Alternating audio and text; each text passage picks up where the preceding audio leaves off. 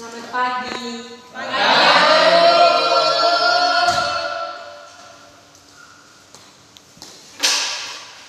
Kita mulai materi kita pada hari ini. Tolong kursinya dirapikan dulu ya. Kalau ada sampah dibuang.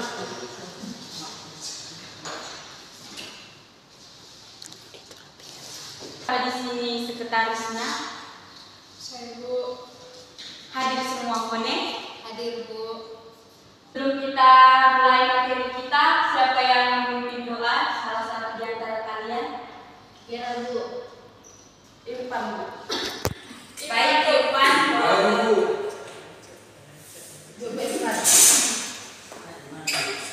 Baik, terima kasih sebelum berdoa, sebelum berdoa dan berdoa Tuhan diberkati dengan proses pembelajaran ini. Amin.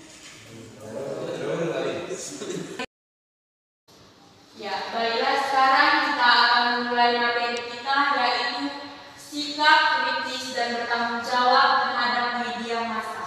Pastinya kita tidak akan asing lagi dengan apa itu media massa. Sekarang Ibu ingin bertanya kepada kalian, apa saja contoh-contoh media massa yang kalian pergunakan saat ini? Facebook, Google Bu. Ya, Instagram Bu. Twitter, TikTok Bu. Bices Bu. video Bices. tidak baik digunakan ya kita. Capcut. YouTube Bu. Litzmet Bu. Ya. Kritis dengan pengaruh media massa. Yang pertama itu, media mempunyai peranan besar dalam kehidupan masyarakat, termasuk juga remaja. Pada saat ini, media mempunyai peranan yang sangat besar bagi kita di kalangan remaja. Yang kedua itu, dengan adanya media sebagai alat komunikasi, semua itu menjadi mudah dilakukan. Yang ketiga, media menjadi suatu yang pokok yang tidak bisa dihindari. Pada saat ini media yang kita gunakan pada saat ini mungkin kita selalu menggunakannya dalam kehidupan kita sehari-hari sehingga kita tidak dapat menghindari media tersebut. Yang keempat, media massa mempunyai dampak positif dan negatif yang bisa menguntungkan dan merugikan di dalam kehidupan kita. Yang kelima, banyak contoh perilaku-perilaku yang merupakan korban dari citra yang ditimbulkan oleh media massa. Contohnya itu saat kita berkendaraan, kita mungkin ada chat masuk di WhatsApp dan kita membukanya, dan itu dapat membuat kita atau kecelakaan di jalan karena media massa yang kita gunakan. Selanjutnya, pandangan gereja tentang media komunikasi sosial. Gereja Katolik mengeluarkan dekret tentang komunikasi sosial dalam artikel 9. Kewajiban-kewajiban para pemakai media komunikasi sosial. Yang pertama itu bebas menampung informasi-informasi yang tepat yang disiarkan oleh media. Yang dimana kita bebas menampung informasi yang telah dikeluarkan oleh media. Yang kedua, menghindari apa saja yang menyebabkan timbulnya kerugian rohani atau yang dapat membahayakan sesama. Yang selanjutnya itu yang ketiga, mencari informasi tentang penilaian-penilaian yang mengenai hukum moral yang diberikan oleh instansi-instansi yang berwenang dan untuk mengikutinya sebagai pedoman menurut suara hati yang cermat. Yang ketiga ini kita dapat mengetahuinya dari media massa. Kita dapat mencari informasi yang mengenai hukum moral yang diberikan oleh pihak yang berwajib. Artikel yang kedua itu yaitu kewajiban-kewajiban kaum muda dan para orang tua. Yang pertama, hendaknya kaum muda berusaha dalam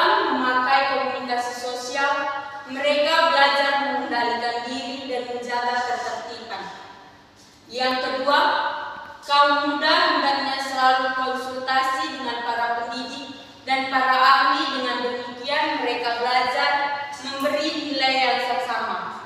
Yang ketiga, para orang tua hendaknya menjaga supaya tayangan-tayangan yang bertentangan dengan iman jangan sampai memasuki ambang pintu rumah tangga, dan anak-anak juga tidak menjumpainya di luar lingkup keluarga lagi.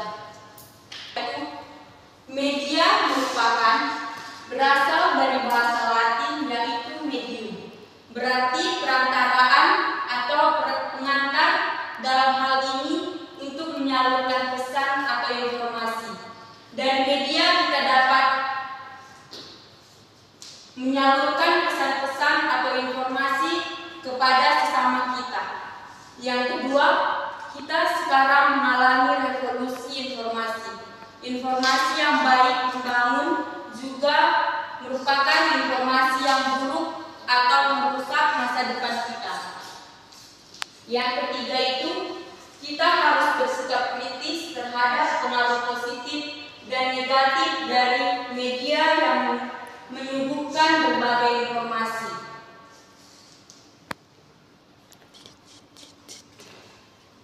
Nah, yang selanjutnya ini yaitu pengaruh positif dan negatif dari sosial media.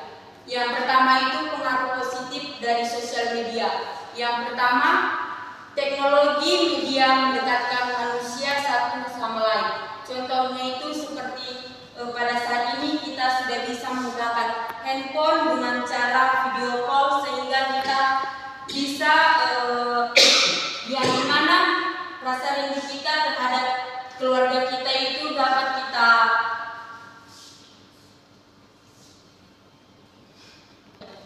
Yang kedua itu, teknologi media dapat membuat kita terlibat pada peristiwa di belahan bumi yang lain.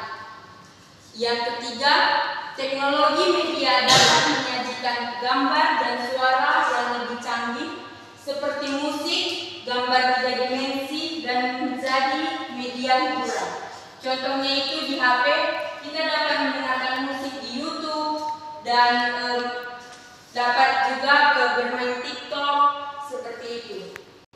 Terus yang keempat, media dapat digunakan untuk memberi informasi, membuat opini umum yang baik, dan juga mendidik kita. Selanjutnya, pengaruh negatif dari media sosial. Media menciptakan budaya baru yang gemerlap, budaya asli dan lokal perlahan-lahan tersingkir. Contohnya itu seperti sekarang ini para remaja banyak mengikuti budaya-budaya dari barat, sehingga mereka melupakan budaya aslinya atau budaya lokal Indonesia. Yang kedua itu, media membangun persepsi yang salah tentang kesejahteraan, gaya hidup, dan lain-lain. Contohnya itu seperti pada saat ini yang kita lihat gaya hidup, kesejahteraan, sehingga itu perlahan-lahan tersingkirkan di kehidupan kita dalam masyarakat. Yang ketiga, komunikasi antar pribadi dalam keluarga itu berkurang, yang dimana satu sama lain pada saat ini asik dengan gadgetnya masing-masing dan lupa akan keluarganya. Yang selanjutnya, adakah dari antara kalian yang membawa kita? Enggak. Ya, baik, kalau begitu kita baca yang di depan saja ya. Siapa yang mau membacanya? Bu. Yesus yang Lukas bab 4 ayat 1 sampai 13. Yesus yang penuh dengan Roh Kudus kembali dari Sungai Yordan, lalu dibawa oleh Roh Kudus ke padang gurun. Di situ ia tinggal 40 hari lamanya dan dicobai iblis. Selama di situ ia tidak makan apa-apa, dan sesudah waktu itu ia lapar. Lalu berkatalah iblis kepadanya, "Jika engkau anak Allah, suruhlah batu ini menjadi roti." Jawab Yesus kepadanya, "Ada tertulis, manusia hidup bukan dari roti saja, Kemudian ia membawa Yesus ke suatu tempat yang tinggi, dan dalam sekejap mata ia memperlihatkan kepadanya semua kerajaan dunia. Kata iblis kepadanya, "Segala kuasa itu serta kemuliaannya akan kuberikan kepadamu, sebab semuanya itu telah diserahkan kepadaku, dan aku memberikannya kepada siapa saja yang kukehendaki. Jadi jikalau engkau menyembah aku, seluruhnya itu akan menjadi milikmu." Tetapi Yesus berkata kepadanya, "Ada tertulis, engkau harus menyembah Tuhan Allahmu, dan hanya kepada Dia sajalah engkau berbakti." Kemudian ia membawa Yesus ke Yerusalem dan menempatkan Dia di hubungan bait Allah. Lalu ia berkata kepadanya, "Jika engkau anak Allah, jatuhkanlah dirimu dari sini ke bawah, sebab ada tertulis mengenai engkau, Ia akan memerintahkan malaikat-malaikatnya untuk melindungi engkau, dan mereka akan menangkap engkau di atas tangannya, supaya kakimu jangan terangkut pada batu." Yesus menjawabnya katanya, "Ada firman, jangan engkau mencobai Tuhan Allahmu."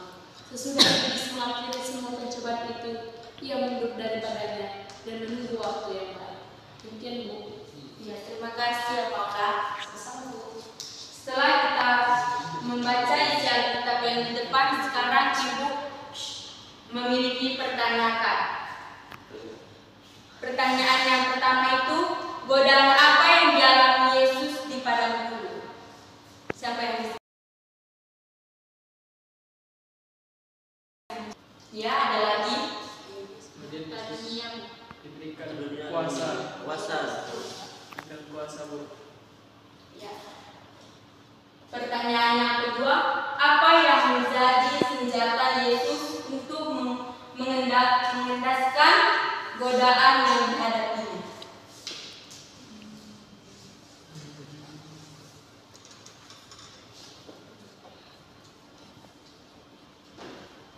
Yang menjadi senjata Yesus firman Tuhan. Dia mengatakan, "Janganlah engkau mencobai Tuhan Allahmu." Ya, baik. Terima kasih ya Paula.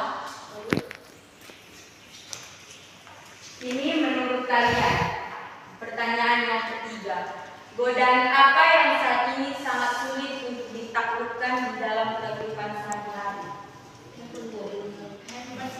Ya, Media sosial. uang. Ya, uang. Masih ada? Itu sangat sulit Bu. Karena handphone. Iya. Nggak ada orang yang nggak punya handphone sekarang. Iya. Betul, termasuk saya. Baik. Pertanyaan yang keempat, menurut kalian bagaimana sikap yang tepat agar tidak terjerumus dalam godaan tersebut?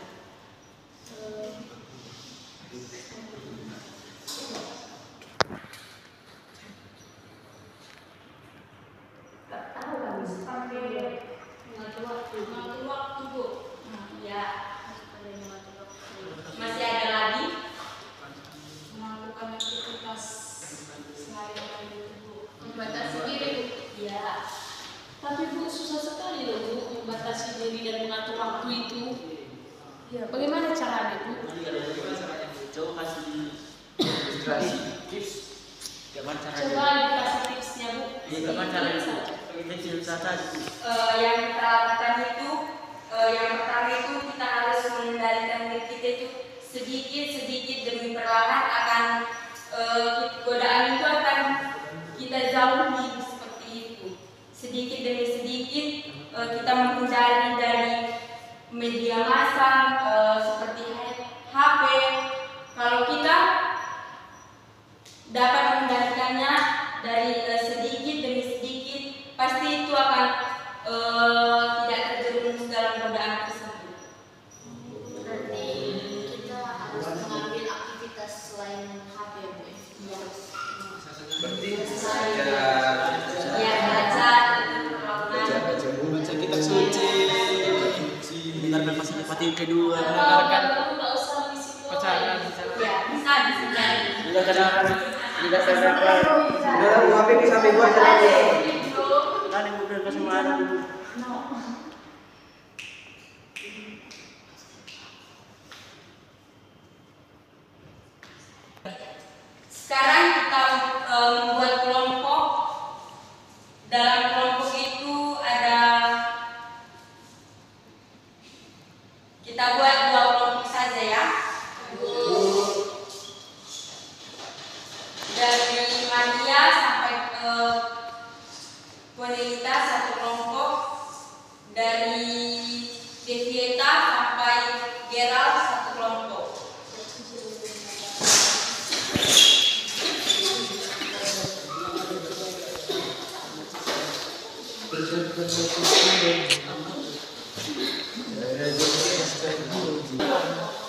Tugasnya apa, Bu? Ini yang ada di depan. Contoh hoax yang sering tersebar di medsos.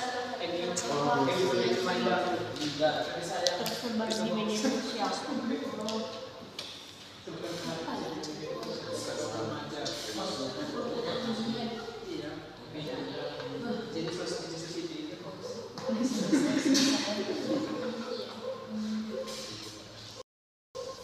Sebutkan hal sekitar pengaruh positif dan negatif pengaruh positifnya kita dapat menggunakan informasi dari luar. Negatifnya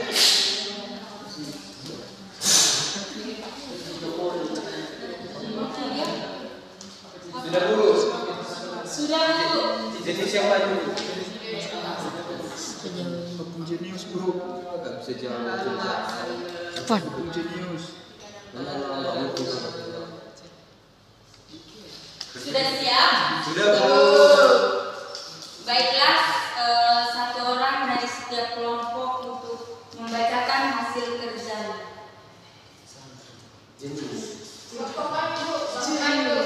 Ya, baik, silakan Elizabeth. Maju Bu, atas sini aja. Maju.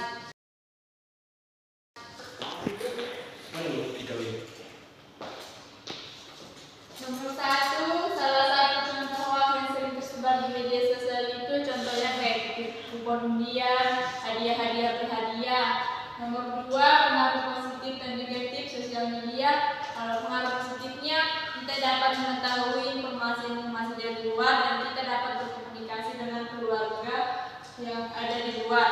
Terus yang keempat, kewajiban orang tua adalah negatif. Yang ketiga, kewajiban orang tua dalam menyikapi dan menggunakan berbagai gangguan media sosial maupun media elektronik itu adalah dengan mengawasi sang anak,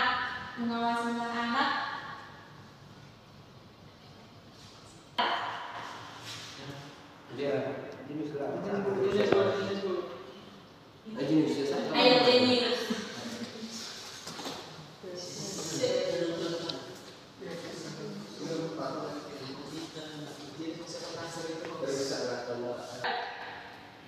Salah satu contoh yang sering tersebar di medsos itu seperti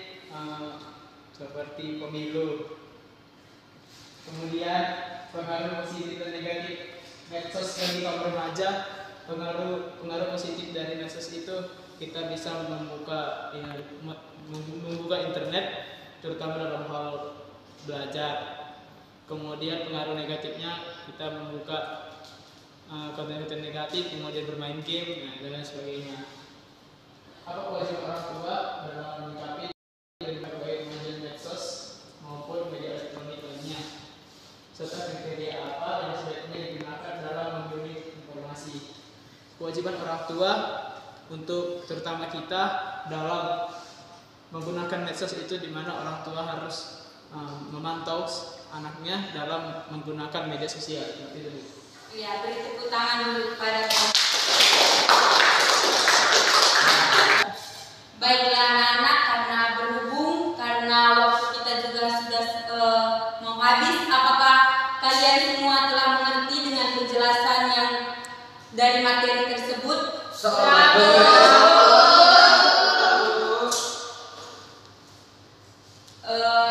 Selanjutnya masih adakah yang masuk?